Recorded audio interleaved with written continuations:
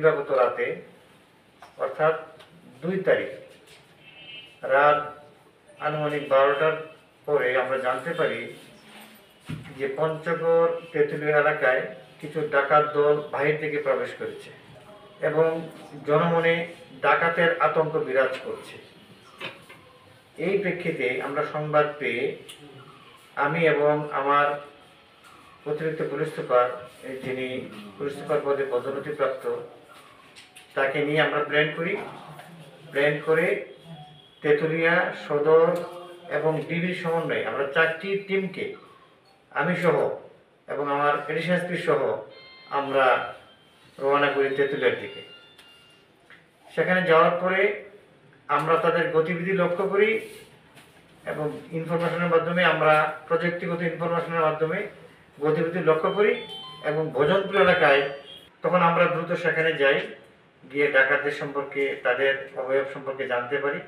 তারপর জেনে আমরা প্ল্যান করে আমাদের পঞ্চগড় এলাকার তেঁতুলিয়া সদর সহ দেবীগঞ্জ পর্যন্ত আমরা তখন চেকপোস্ট বসাই, যেহেতু তারা আমাদের একটা দেশের প্রান্তিক জেলা, এর বাইরে আর যেতে পারবে না, তারা যাতে আমাদের জেলা থেকে বের হতে না পারে সেই জন্য আমরা সকল প্রায় তেঁতুলিয়া সদর এবং দেবীগঞ্জ পর্যন্ত প্রায় 7টি চেকপোস্ট, পাশাপাশি রেল স্টেশন, বাস স্টেশনে আমরা চেকপোস্ট।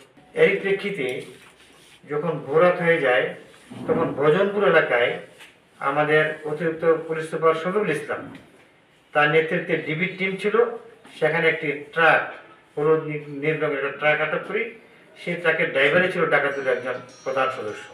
সেখান থেকে আমরা তথ্য পেয়ে আমরা বাকি আরও 4 জনকে এরা বাসে করে, ইন্ডিভিজুয়ালি এরা বাসে করে যাচ্ছিল, 2টা বাস থেকে 2জন করে আমরা শনাক্ত করি। মোট 5 জন ডাকাত দলকে আমরা ধরতে সমর্থ হই এবং তারা আমাদের কাছে পুরো ডাকাতির ঘটনাটা খোলামেলা বলে এবং যে ডাকাতি যে মালামাল নিয়েছিল, স্বর্ণ উদ্ধার এবং টাকা পয়সা সবগুলো উদ্ধার হয়। তারপর সেই প্রেক্ষিতে আমরা জানতে পারি যে ডাকাত দলের সদস্যগুলি আমাদের ম্যাক্সিমাম হলো রংপুর এলাকার এবং এরা হলো আন্তঃজেলা ডাকাত দলের সদস্য। এরা বিভিন্ন জেলায় ডাকাতি করে বেড়ায় এবং আমাদের তথ্য ছিল এরকম যে ওই দিন আমাদের তেঁতুলিয়াতে বেশ কিছু বাড়িতে ডাকাতি হতো।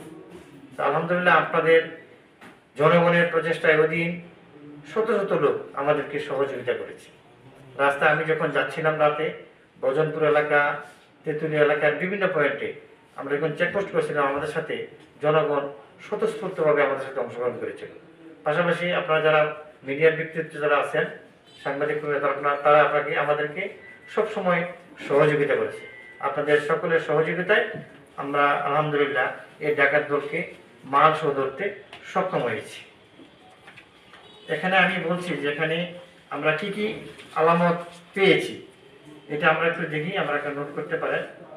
সেখানে আমরা উদ্যোগিত মালামাল হলো টাকা পেয়েছি এদের কাছ থেকে 12,500 টাকা, স্বর্ণালঙ্কার পেয়েছি, হাতের বালা 1 জোড়া, স্বর্ণের দুল 1 জোড়া, স্বর্ণের দুল 1 জোড়া বড়, 1 জোড়া ছোট, নাকফুল 1টি, রূপার অলঙ্কার, হাতের বালা 1 জোড়া, ইমিটেশন 1 জোড়া কানের দুল। আর আলামত হিসেবে পেয়েছি 5টি বাটন মোবাইল এবং নীল রঙের 6 চাকা বিশিষ্ট একটি ট্রাক। ব্যবহৃত অস্ত্র, তাদের সাথে অস্ত্র ছিল হলো লোহার রড, রশি, গাছের ডাল এবং করাত, এবং এর মধ্যে সবগুলো উদ্ধার হয়েছে, শুধু করাতটা আমাদের কাছে এখনো উদ্ধার নেই।